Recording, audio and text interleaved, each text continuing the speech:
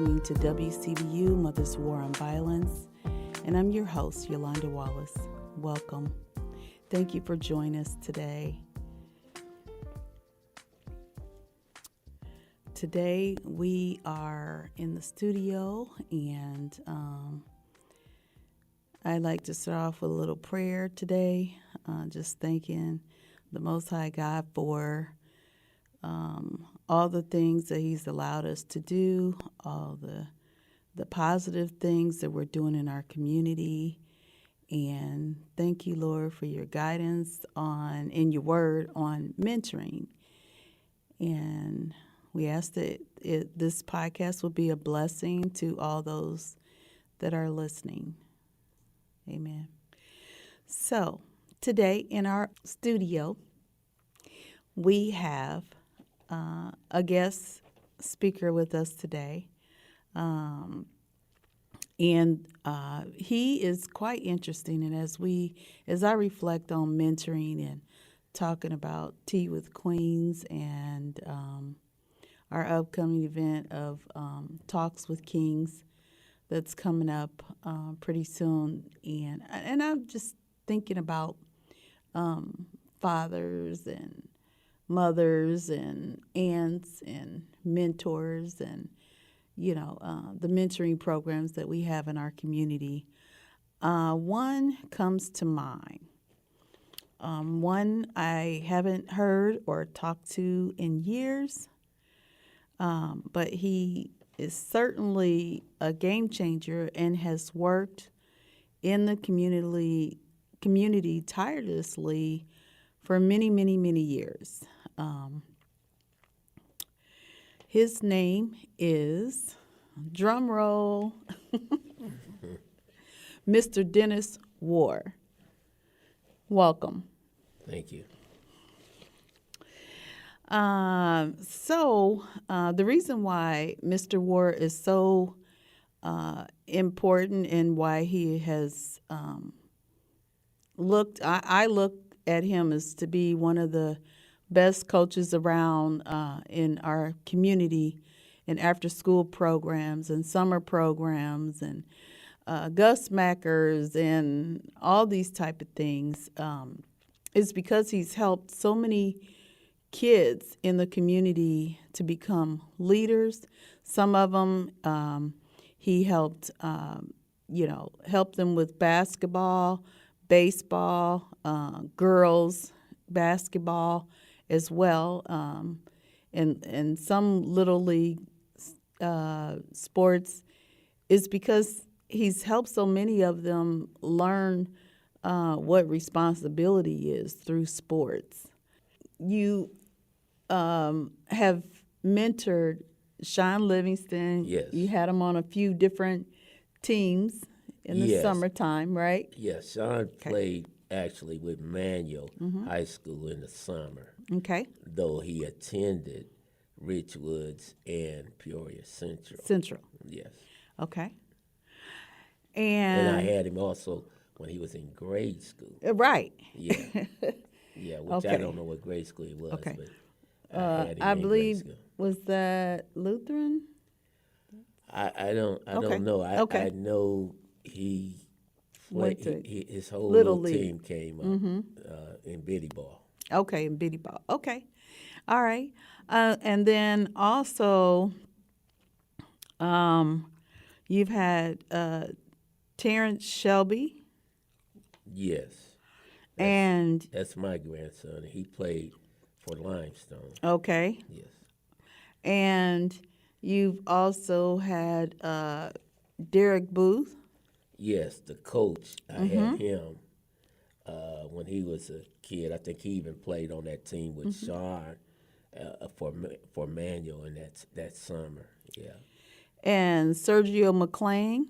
Yeah, I didn't have him a lot, but I had him when he was little in the Gus Macker and stuff like that. And A.J. Riley.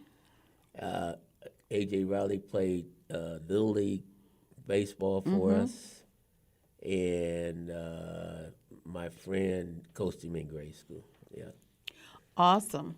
Okay, and those are just a few of the names of people that Coach Warr has affected their lives and helped them with, playing in these sports.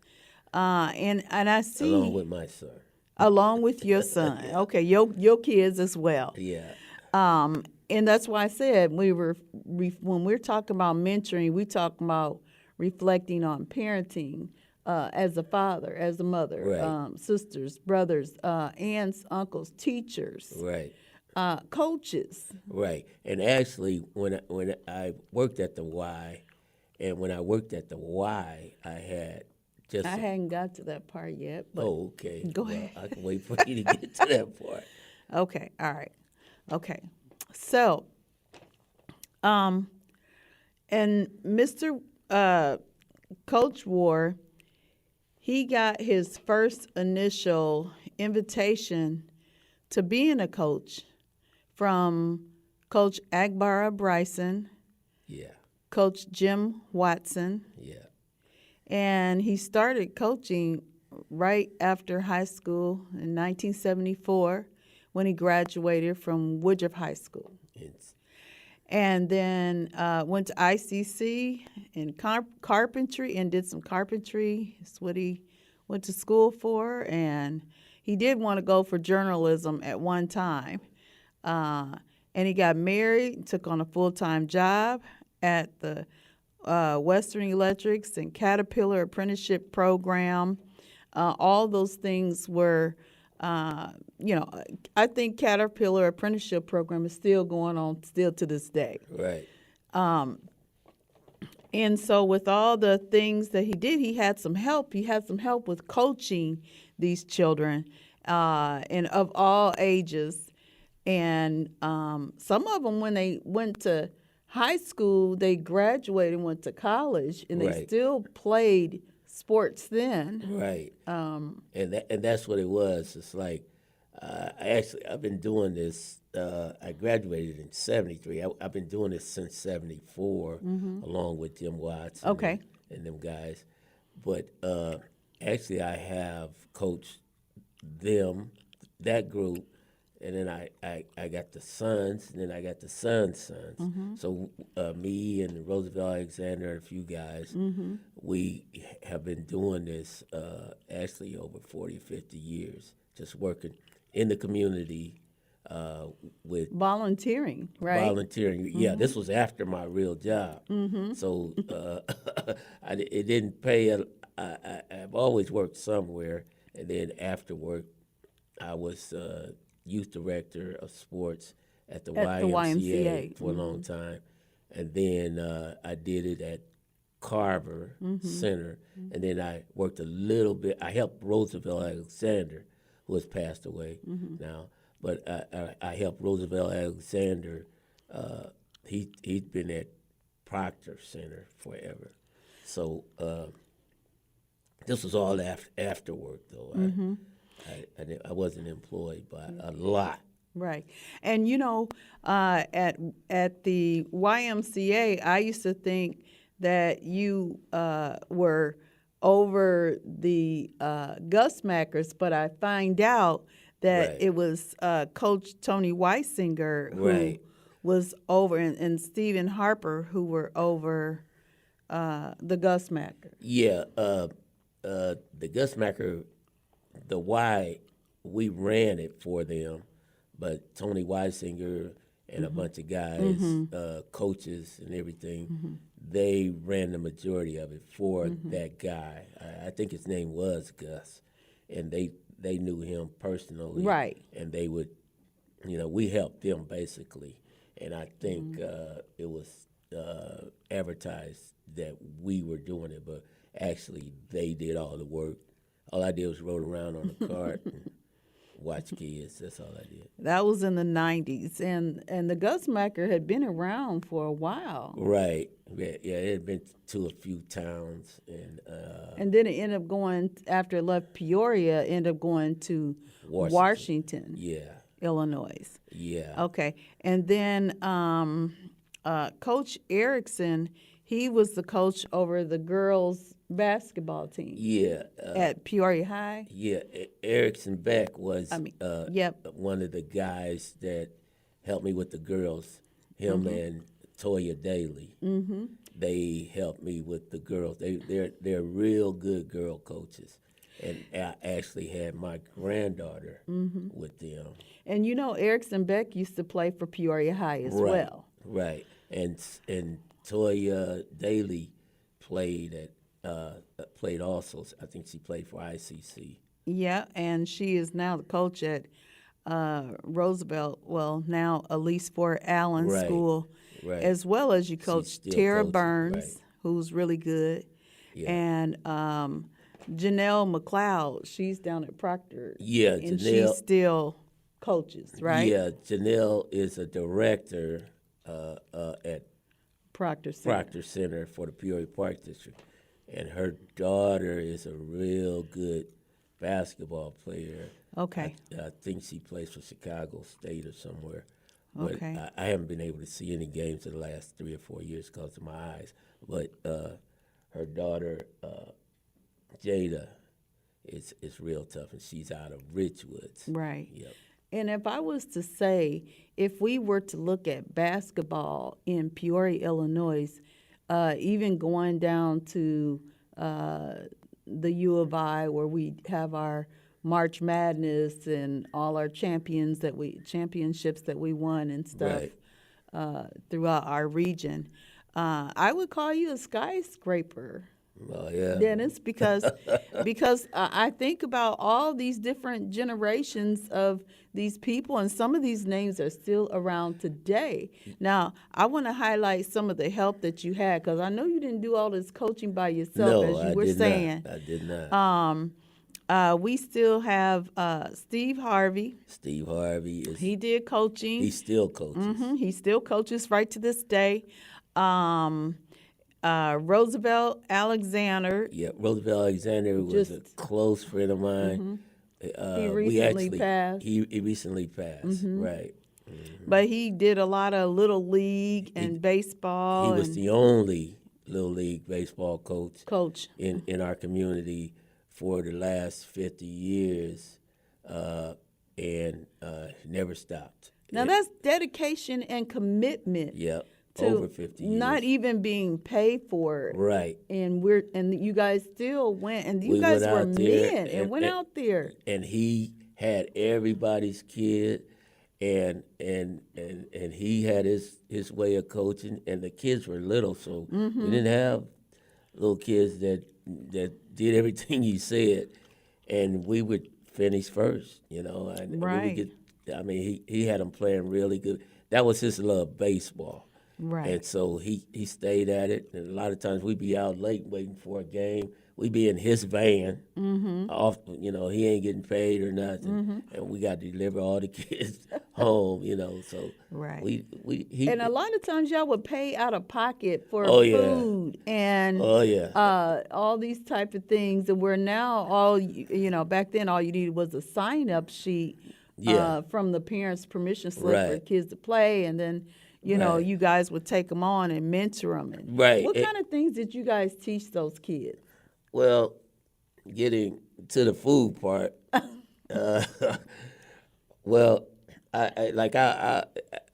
they didn't have money. Okay, they didn't have a lot of money. So you working in the underserved African American community, mostly, right? Where if they got $1, they're gonna put it in a pop machine or a candy machine, But they didn't have a lot of money, and we'd be out there 4 or 5 hours sometimes, so they get hungry. And what me and Vale would do, we go to McDonald's or somewhere, get them a $1 burger or something like that, and they appreciated it. And we got hungry too. So right. so like I had a couple places like when the Golden Corral was open, I had a connection in there with the owner. He used to let us come in. He did some sponsorship for our team and everything. And that was when the Golden Corral was in Washington, right? No, the one right here on University. University? Yep. Okay. Yep. His first name was Phil. I get his last name. Okay. But he would let me in with the kids, and they. That's awesome. Do you Yep. find that type of help and support is still in our community today? Well, he did. He played baseball. See, his So he love was was into baseball. sports. The owner of the Golden Corral Field, he had played baseball at Bradley, so he Okay. had a love for playing. And he would get me equipment, and he Okay. would get me anything I needed. He could find it for me or tell me where to get it, or he even gave me the bats from his house where Right. his kids used to play.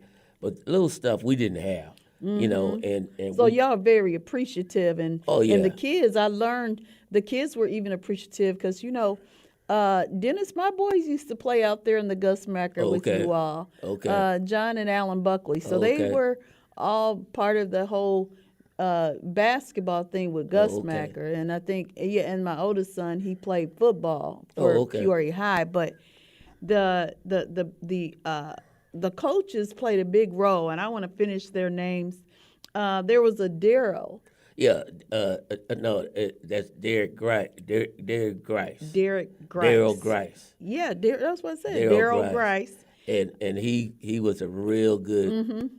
We did football. Right, He was a real good football coach, and he helped me at the Y right. with basketball because Okay. we had sons the same age. That's how we met. Right. And And his you were son, involved in your kids' life as far right, as sports and stuff like right, that. and a lot of the dads at the Y, the few dads that I had, mostly moms. To be Right, honest with right. you, it was mostly moms, but I did have a few dads, and they would participate. And he was one of the ones that would participate, and his son and my son, spend nights with each other and everything, and they became good friends. And but he was a good coach, and he moved Okay. to Florida. So, Okay. And then there was Tony Gillespie. and that's my other guy. He moved to Atlanta, And but he's been going with me to work with the kids 50 for years, right? yes, forever. Fact That's a is, long time. me and him was in the same year in high school, and we were rivals. He was at Central, and I was at Woodruff. Yeah, and we played against each other all our life. All our life. And some of these coaches also not only did they do basketball, football, and baseball, some of them did track. Yeah, I Yeah. think Roosevelt could have done track. Yes, Yeah. because my husband, Danny Wallace, he did track for Peoria High as Okay. well. And then there's also Boo Coleman. Yeah, Boo Coleman. He's one of the guys that's been around forever. He was assistant coach at Woodruff Girls. So Okay. he would excuse me, he would bring the girls to our league. We had 3 girls team in our league at the time, and they played against boys. And every Wow. yeah, and so every week we had like 3 times as many boy teams, but every week one of the boy teams had to play a girls team, and the girls would win their share of the game. Really? Yeah. Was there a Oh, lot yeah. of diverse teams like that? No, girls No. wanted to play together. They didn't want to play with the guys. They come up, they just wanted to kick guys' butt, and they were good. These wasn't no regular. No, these were girls that were pretty tough, and they Okay. would win. They would win, and they stuck together. I had the Woodruff girls, I had the Central girls, and I had the Manual girls. They would actually beat the boys sometimes, and they were just tough. Well, how did you guys, as coaches, get to the point where you could stop all the fighting between the different schools? Because that's been around for years, right? Yeah. Well, one of the things we did have, we had most of these kids, which is, where it should start. We had They were most of these kids younger. when they were younger. Okay, so we knew their parents. They knew what we were going to do. They knew we wasn't going to have certain things. Right. We every now and then we get a new kid, and we had to show him the rules. Like I had one kid, and kids are projects. Okay, Right. like you can't just go, oh, you fighting, get out of here. You can't do that. Right. You have to work with them, right? Which is what they're not doing today. Okay, like kids have problems at home, right? And you put a basketball in their hand, and problem goes away. But if they get upset, they still got home to deal Yes. with, right? Yes. So they may be a little bit more upset and act out a little bit worse than somebody who's just smooth sailing at home. But you got to kind of tap into that a little bit and give them a chance. And you just got. I had one kid quit on me like 10 times, and he come Saturday. He come, and I said, "What you gonna do today, man?" And okay, I'm gonna act right today, and I let him play. Right. Okay. Because he needed to be there. Right.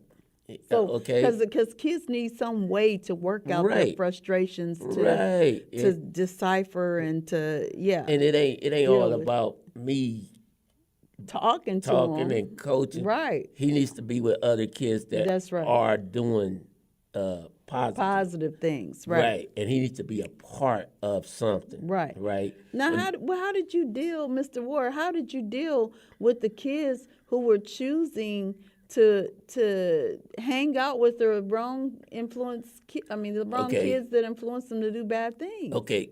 Back then, we did not pick a kid and say, this a bad one, this Right. a good one, Right. this a bad one, this a Right. good one. Back then, we made it able for every kid to play.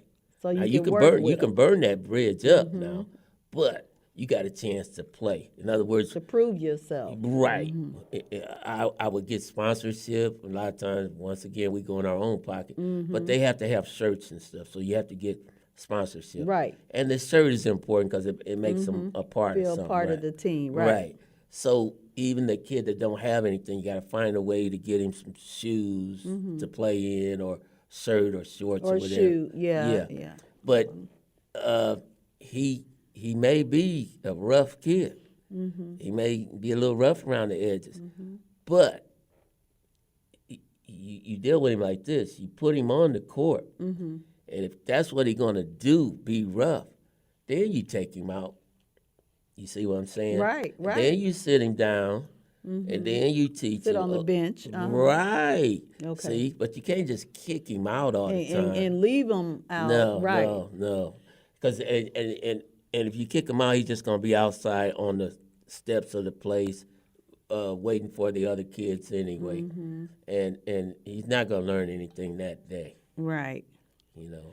And it's just like life.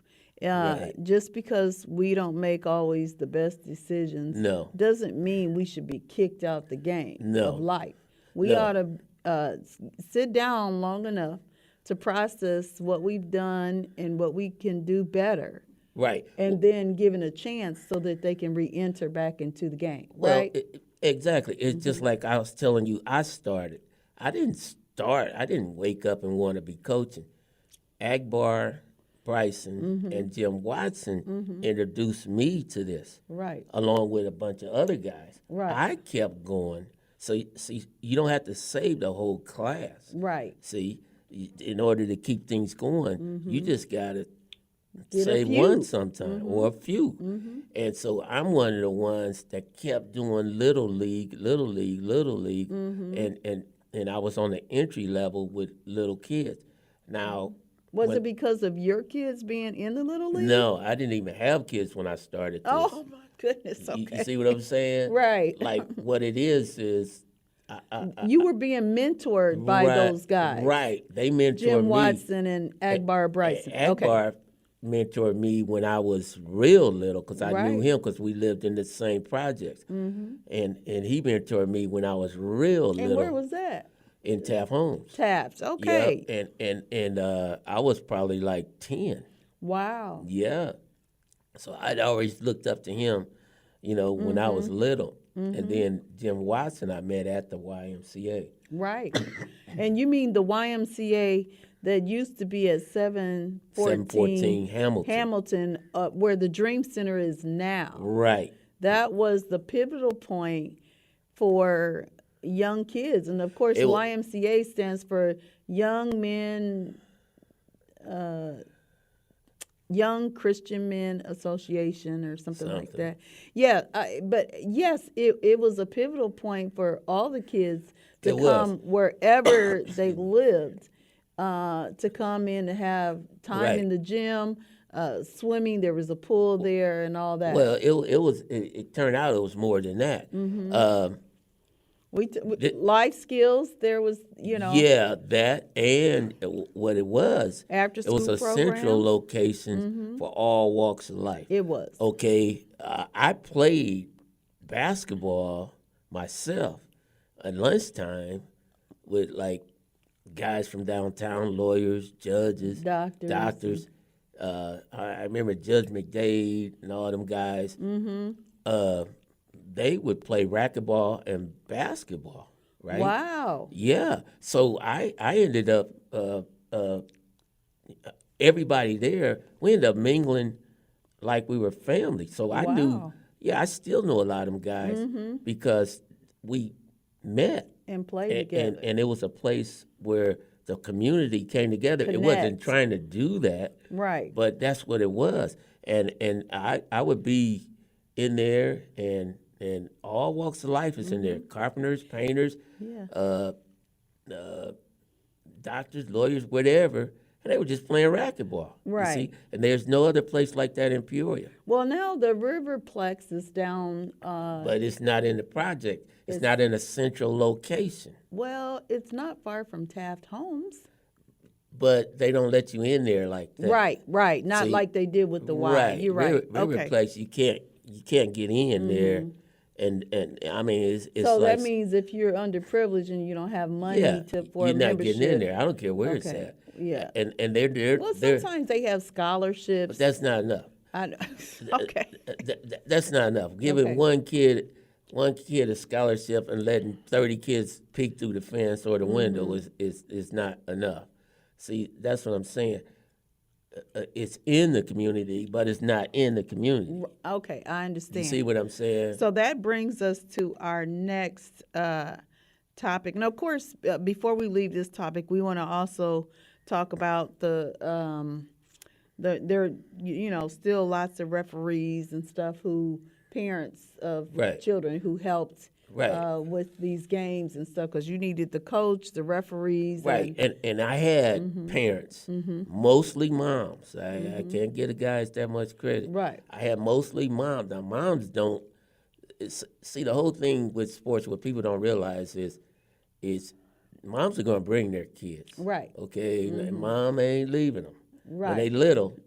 What I Right. have, mom ain't leaving them. She gonna stay with them. She's staying, and if dad want to leave, he can. But Right. mom gonna coach, and I had a lot of the moms doing Cheerlead. yeah, they gonna do everything, and they would do my concessions. Oh, right. Yes, they will, because They you would do definitely my need concessions, money. right? And they would volunteer to do my concessions. I And had donate. and donate Whatever, product, and I would let them donate product. Sometimes when they wouldn't have the entry fee for the kid at the Y, and I would say, hey, well, can you bring me like a case of soda pop, and I sell those, and I can get her entry fee. Right. You see what I'm saying? So there's ways of doing it, and I'm getting a server and soda. Free. Right.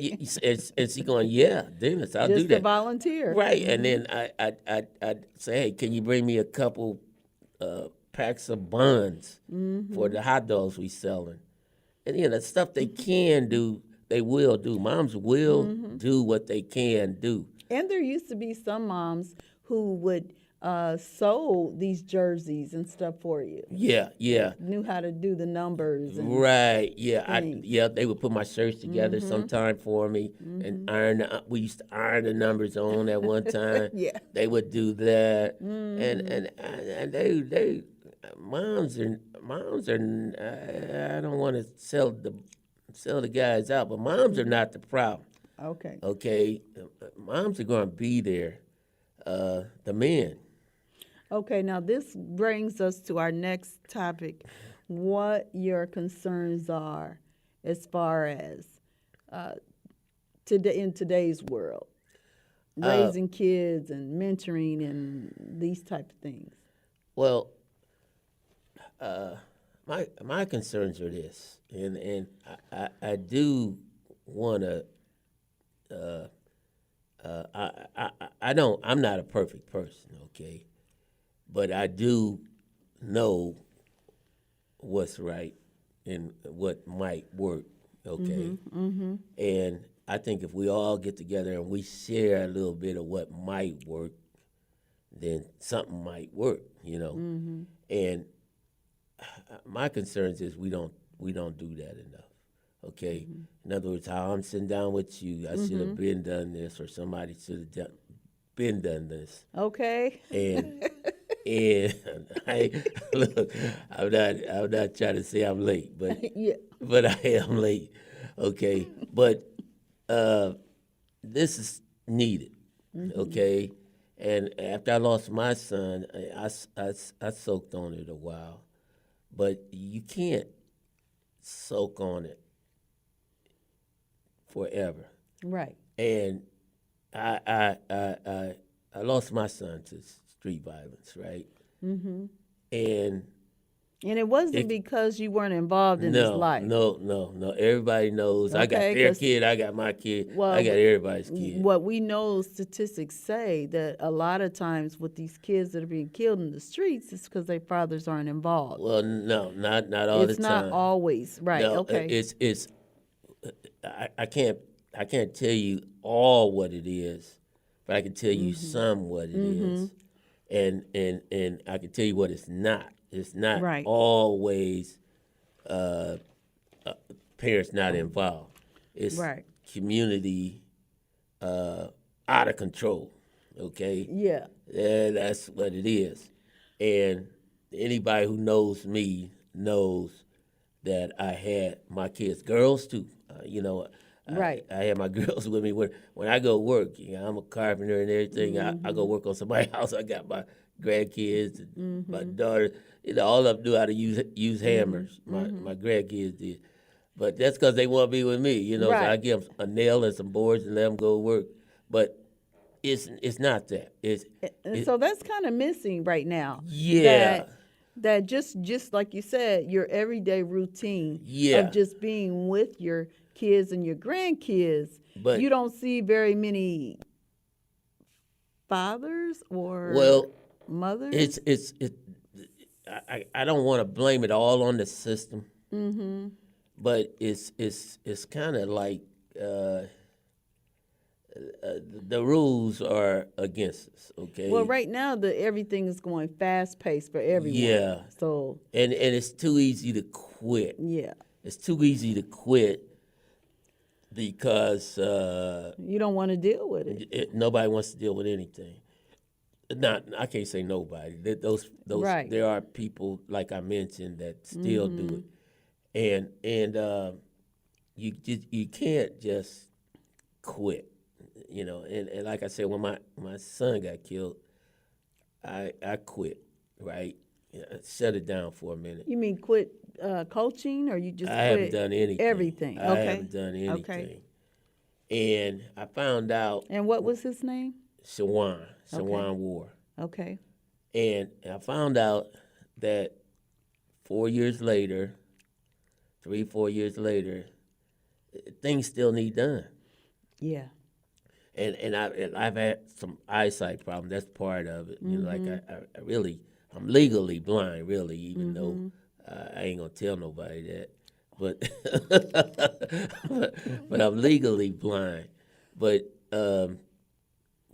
everything is still needs done, and we can't just. Nobody's gonna do this thing for us. Okay, I've been. My dad was a good man, right?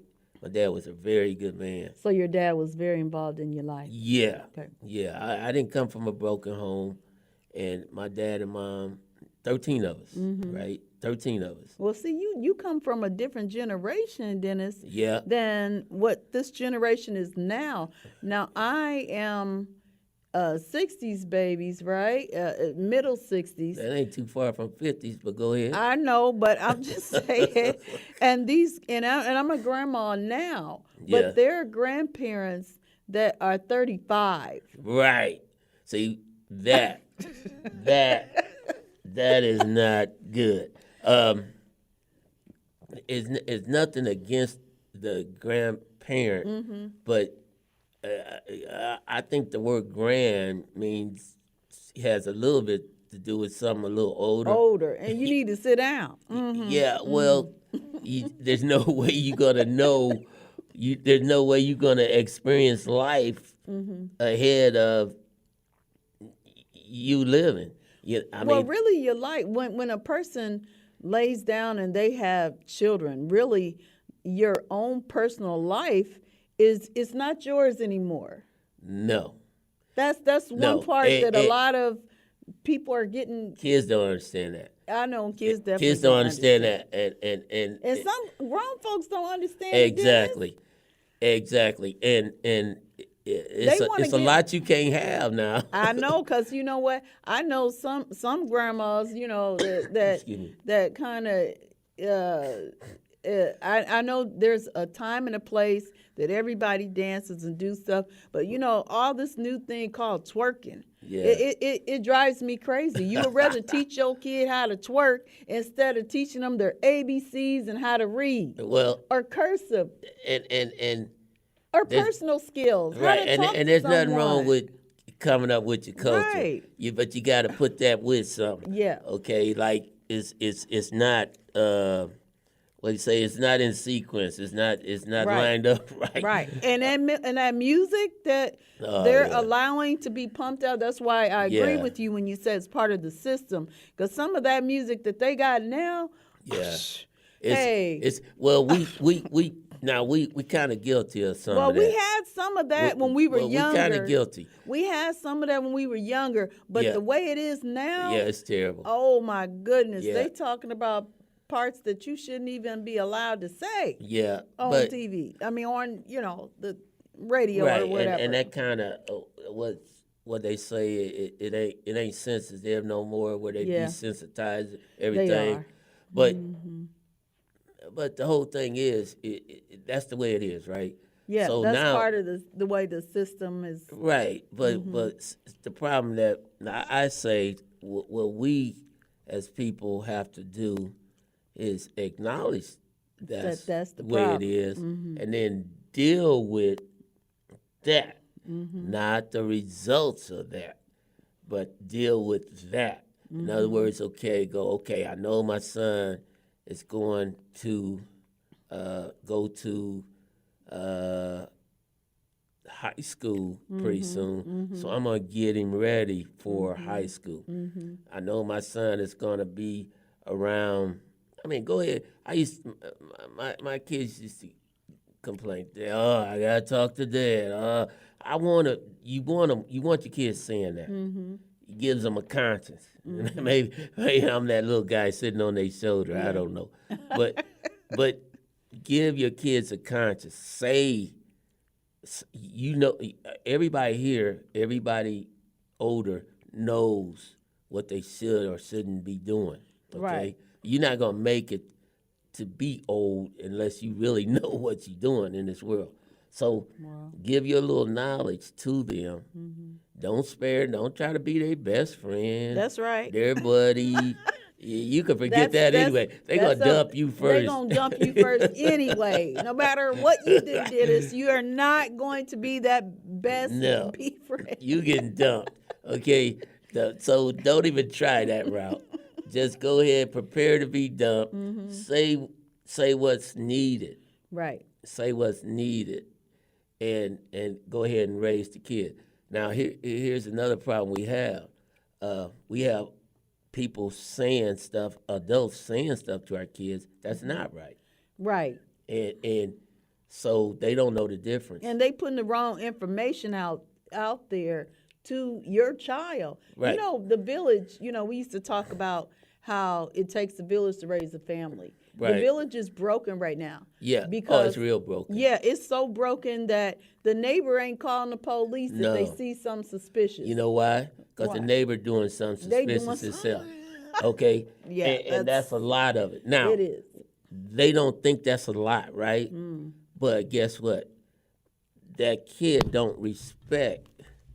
I'm gonna just use the name Miss Jones. Okay. They don't respect Miss Jones across the street because Right. she's smoking more weed than his buddies, right? So see, even though weed may be legal and all this and all this, kids don't see it like that. No. Kids see it as, oh well, they do the same thing I do. Yeah, she doing it. I can do And, it too. and my mom won't let me do it. You see what I'm saying? That's what kids see. And then they start resenting the parent who won't let Right. them do what everyone else is doing. Right, but see the whole thing with a kid, and I'm a little bit more qualified than I admit on this because I worked children's home. Oh, yeah. I was trained in a lot of this stuff. On my now this was other jobs, second jobs, and full-time jobs. Right. On top of coaching. Yeah, on top Okay. of coaching. I've always worked with kids, but I've had that state training and all that stuff too. But here's the whole thing. You teaching sometimes when you don't know you teaching. Okay, like kids are just paying attention They watching every move on we everything. make. Yeah. Okay, and the kids are like a big empty garbage can, and it's like I hate to say they got a head like a garbage can, but you feeling it every day with something. With something. Okay, Right. now they gotta know what to throw out, you know, what to keep, and that's kind of where we lose it at. We go, oh, they'll learn. That's not working no more. No. My dad told me that when I was a kid. Well, you get a good job, you better keep it. That was good in his time. Those words were good. Right. If you get a good job, you better keep it. My dad was 100 years out of slavery, you know. So his parents were close to being slaves, right? Right. So they were still doing slavery stuff, right? I never really thought about that generation being Right. Well, they but didn't just abolish Right. slavery and everybody just went home. right. You know, I know, but everybody was still being slaves, you know, because nowhere else to go. So well, everybody, Dennis, don't have that knowledge. right, but that's what I'm saying. We talk to the kids, right? But you don't repeat stuff that don't work. That's Like, right. That's true. My dad used to say this, and my dad's not here, but it don't work. He said, you get a good job, you better keep it. That was good in his time because they Right. didn't hire them. They didn't pay them. Right. They were just glad to get paid. Right. Okay, you say that now, you stop a kid from going to college. You stop him from pursuing his dreams, what he really want to do. And trust me, I am 68 years old. You better like your job because you're going to spend a lot of time at that job. And guess what? That job, if you're not happy there, you can forget about daddy coming home being happy. Right. Because if he got 8 to 10 hours of torture, he ain't going to be much of a dad when he get home. You know, he just not. That's true. You know, and it's like, it's not that he's going to be a bad dad, but he's not going to be happy. So you can't be somewhere and be that sad, and you know, for 50 years. Right. And You know, then still come home and expect you see what I'm saying? You think it ain't nobody noticing it, but Right. but you're not all you can be. And, Well, and what do you think, Dennis, a father is supposed to be like? What is he supposed to do? okay, now I think a father main thing is, and it's just my opinion, okay, is you just got to be on watch, paying attention and caring, okay? You're not going to get everything right. Right. You're not going to do that. You're not going to get everything wrong. But you got to pay attention, be in his life, and when people see that you're in his life, which is what society don't see us involved with our kids, and that's why our kids pay the price. Right. Okay, they pay the price. Now check this. If you see me with my kids, holding my kids' hand, going to the store, you less likely to drop some mess on me about my kids. Right. Okay, but you see my kids at the store by themselves, 3 blocks away from the house, underage. What you gonna say? You see what I'm saying? Anything. He don't Yeah. care. He don't care. He Right. don't care, and that's how they look at us. It's like they look at the bad things, and then they go, "We all pay." Now that's when they say, they, they treat us more like a tribe anyway, right? In other words, you do something, well, that's what they do. That's what they do. Right. And yeah, I mean, I've been paying for And you. that's You've been not paying always for me, true. Right. and That's me and not you true. done seen each other twice in my whole lifetime, right? But we've been paying for each other forever, Right. and we can't do nothing about that. But what we can do is between each other Now, try to straighten it out. right. Now, do you think that, because, I always reflect back to the Bible, because for me, that's the whole stumping ground of the roadmap for me Right. of how I should be parenting and mentoring my kids. Yeah. Now, way back when we were kids, being strict was the thing that was happening with our parents, what they did to us. Right.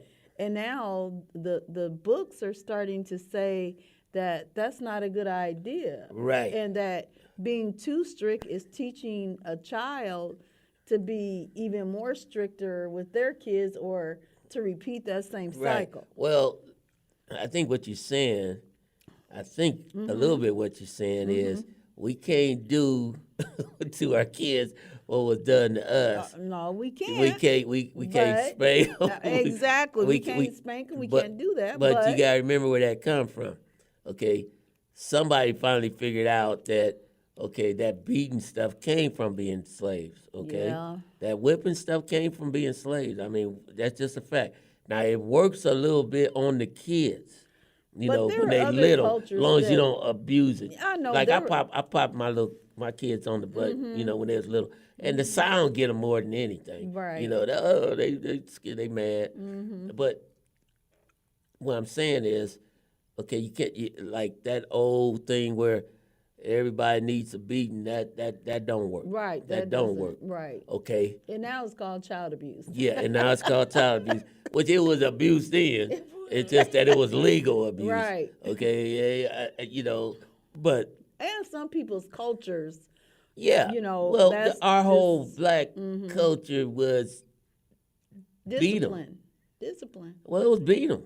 I mean, you name anybody our age, Yeah. they done seen somebody get whooped. And I got whoopings, not like that, but what I'm saying is that's what was. And I'm gonna tell you why they did it. My daddy told me why they did it. Because that's what they done to them. That's what they were taught. Yeah. No. If they didn't, they worried about you. Like my daddy used to say, Dennis, you go to jail, I'm gonna leave you down there. I'm And you not know what the getting police you used to out. do? They used to beat you up.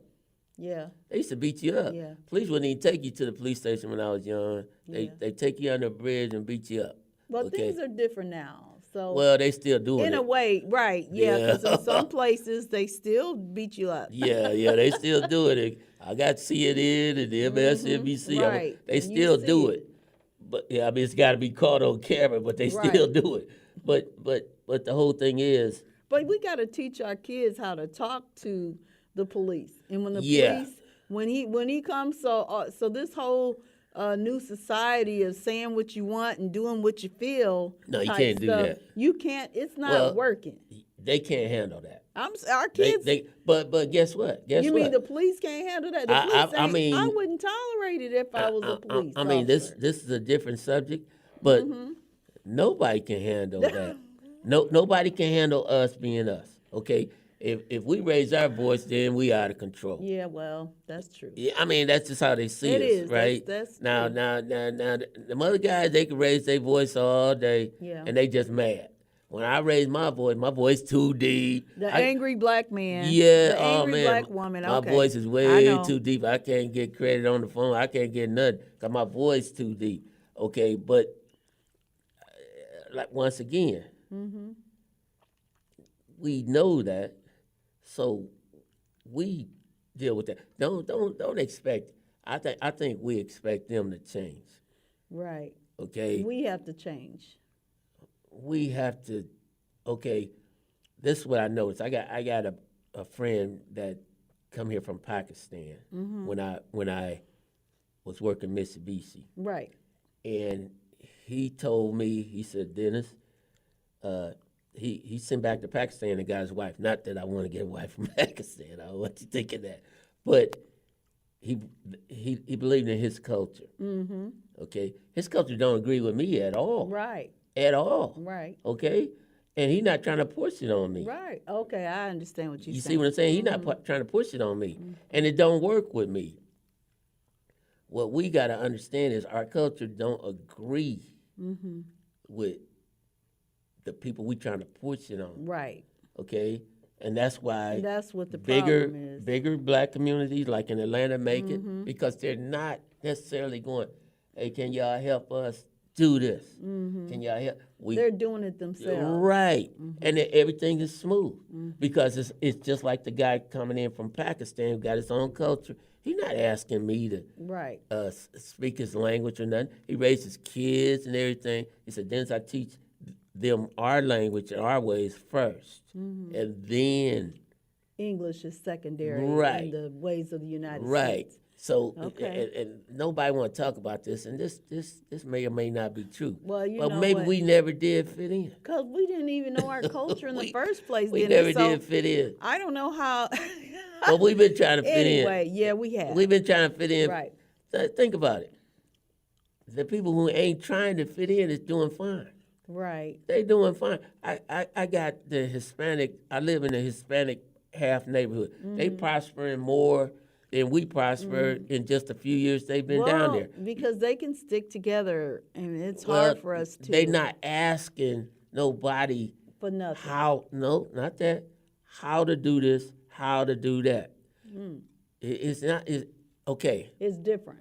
Yeah, I'm gonna teach you how to do this. Teach you how to do that. I'm not gonna count on one of us going to college. You see what I'm saying? Right. I'm gonna give you a trade. I'm gonna teach you a trade because I know a trade. We can't just all go, okay, I work for Mr. Jones and that's it.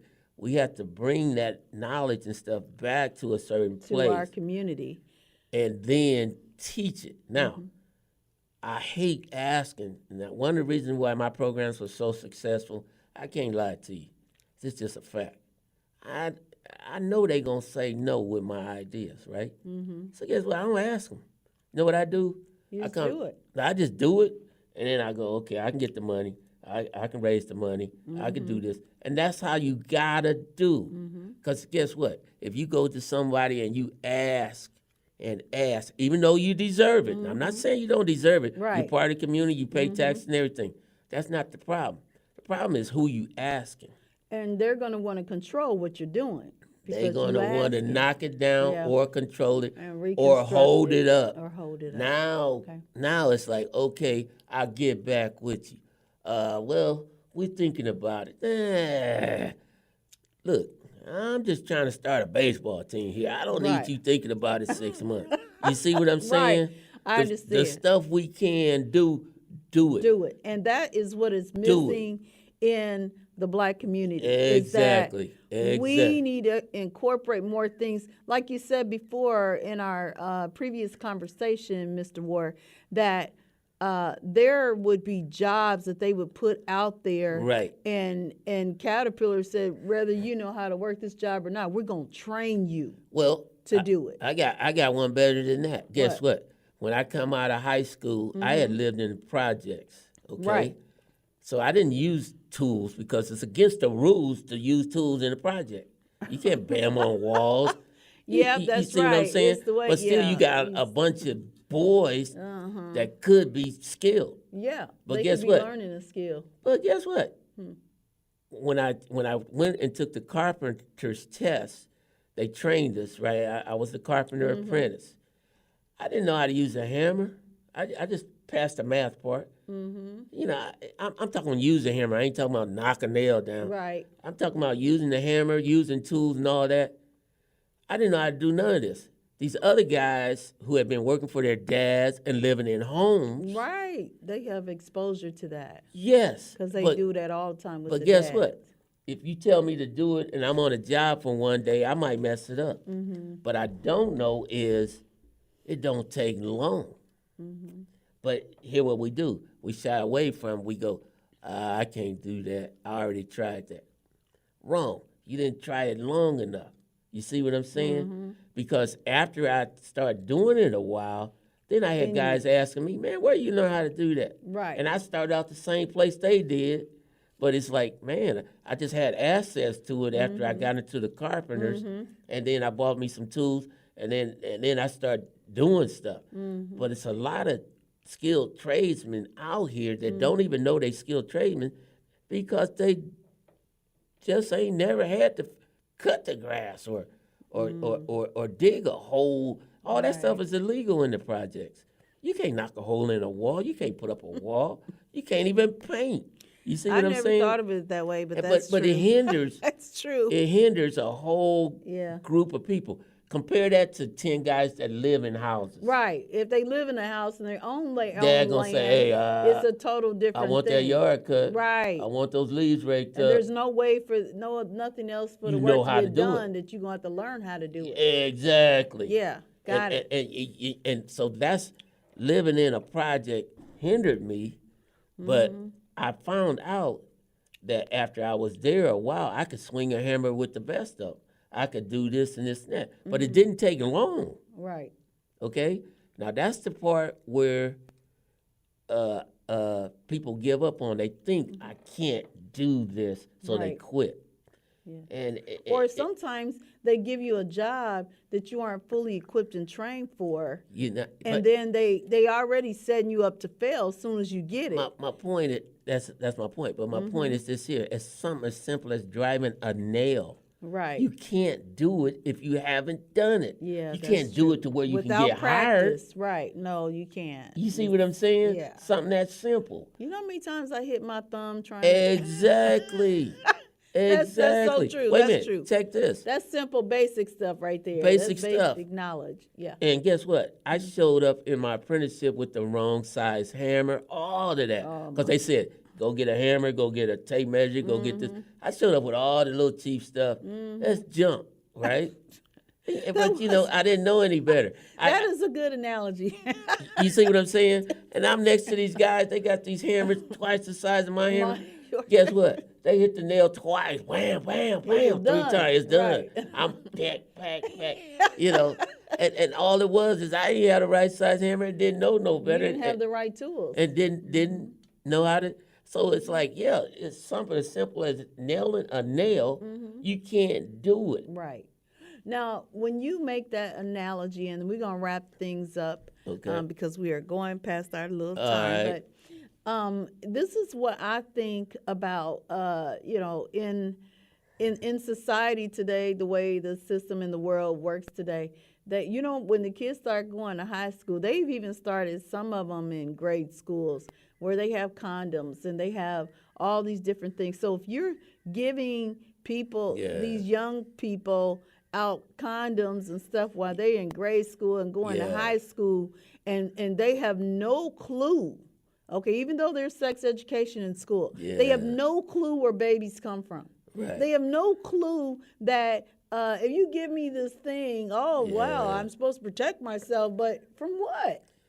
And then when it happens, and then they get involved with sex and stuff like that, they don't know they were kind of early introduced to it from somebody giving them something saying protection, because you don't even know you need to protect nothing if you if you aren't doing anything. You can do that, and you can make that mistake with everything. Yeah, you can give a kid a rifle at the age of 4 and say you're going to be in a war.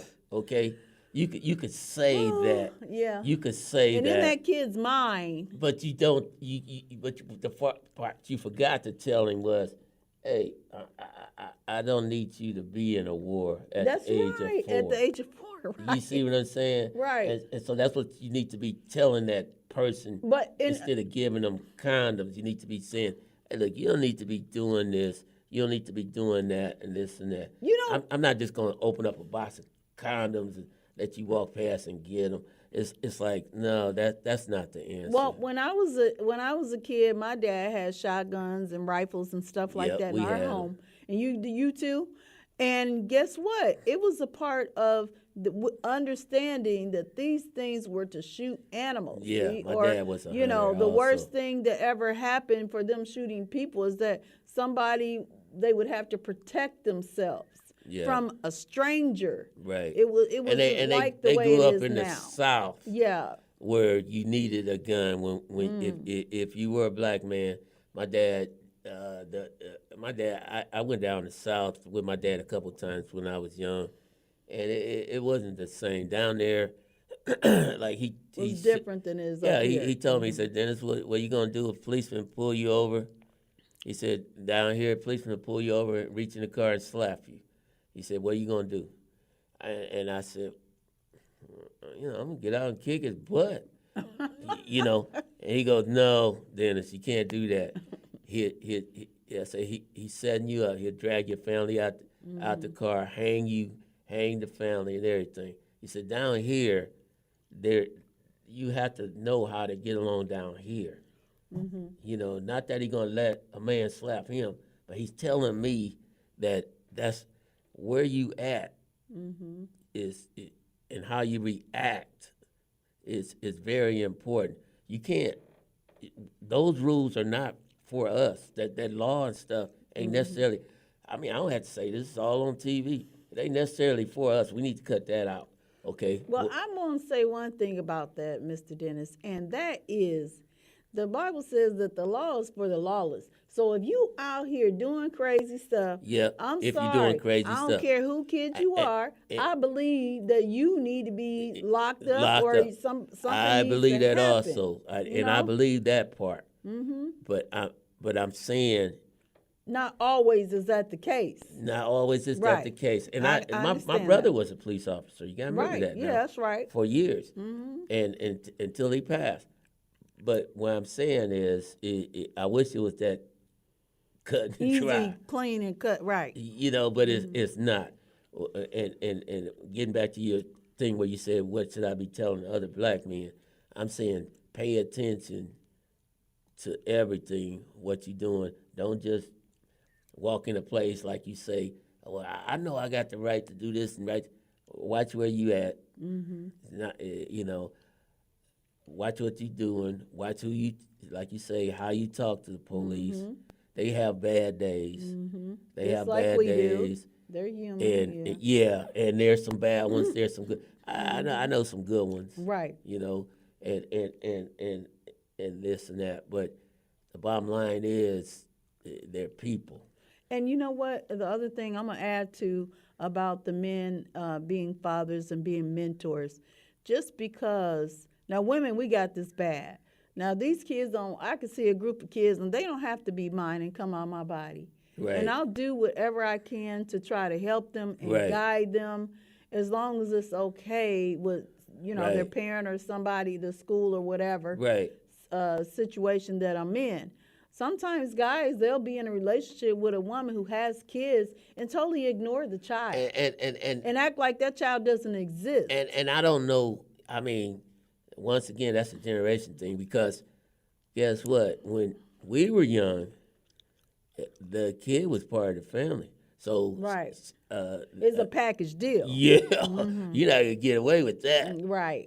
These guys getting away with it now, and it's like I don't know what for really. And you know what? And some guys, some guys, they sit back and let the woman do all the leading and the guiding. But the one thing about women is we cannot teach boys how to be men. No. And the other thing is, No, you can't. you can't teach your daughter how to have No. pick a good pick of a man no. if she haven't having a good example of one. I can't. my daughter, my daughter Maya, she passed of a brain aneurysm, and I never forget. I was so off on her, like I couldn't even pick out a coat. I mean, I was so off, like she just told me one day, Dad, if you buy me this coat like this, I am not going to wear it. That's how bad I was. And I was like, man, y'all wasn't yeah, even mixing. I mean, y'all no, couldn't see eye to eye. that's on when I nothing. realized that I don't know. Everything about a girl. Yeah, Right. I'm terrible. And the other thing I did with my grandkids, I this thing now they put colors in their head, right? And when I come up, everybody wore their own hair, Right. right? And it wasn't even cool to even have a wig on. Everybody said, Right. "Oh, you got a wig, you got a wig." Now, it took me forever to go, "Hey, why you buying hair? You got hair." I was still saying Right. that all the way up to last year, and then I quit because my grandbaby, I got her hair done, and she says, "Oh, I want some blue and some white." I was like, "What?" And then Right. kind of find out that's what they do. So I quit. I just, hey man, I don't know. And then I asked my one granddaughter, she's 18 now. I said, she done her hair red, and I said, so your hair red? Because I'm just not being able to see. I don't know how long it's been red. I Right. just had eye surgery. She says, yeah. I said, so your hair red? She says, yeah. I said, so why you get your hair done red? Now, that used to be a fussing thing with me. I used to Right. go, hey, what you do your hair? How come you do? No, I learned to listen. So she goes, well, I feel like I had to express myself, and I wanted to use red. So I said, okay. So what you saying is that what we need to do is we need to be open to listen, Yes. to hear what they're talking about, and then we can Yes. guide them or kind of steer them in the right direction. Because it's not going to be like it was for us. No, it's Okay. totally, each generation is different. And guess what? Remember the stuff you were doing was out of date with your parents. Yeah, it was. That's true. You see what I'm saying? We gotta remember that. So it's like, so I had to remember that. I said, oh, hold up, Dennis. You remember this? Right. And so you know what I did though? I didn't waste no time with it. I said, hey, Dennis, you don't know nothing. Okay, well, thank you so much, Mr. Coach Dennis Warr, for coming into the studio today. And I thank our listening audience for listening to Coach Warr today and listening to Mothers War and Violence, 89.9 FM, WCBU FM radio.